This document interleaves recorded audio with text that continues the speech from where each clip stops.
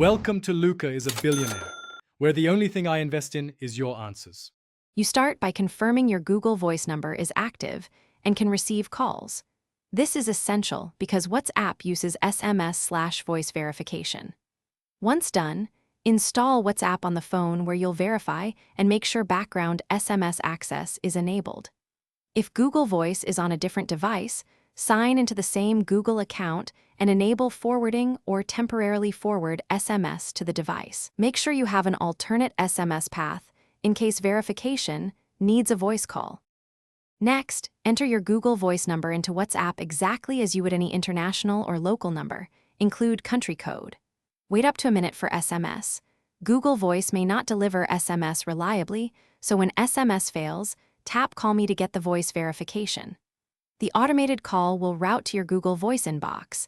Answer it or open the voicemail to hear the 6-digit code. Then type the code into WhatsApp to complete verification. After entering the code, finish WhatsApp setup, restore any chat backups, and confirm notifications work. If you don't receive the call or code, make sure Google Voice call forwarding is enabled to your device or listen to voicemail playback where the code may be left. This often resolves delivery gaps. If verification still fails, check carrier or WhatsApp restrictions.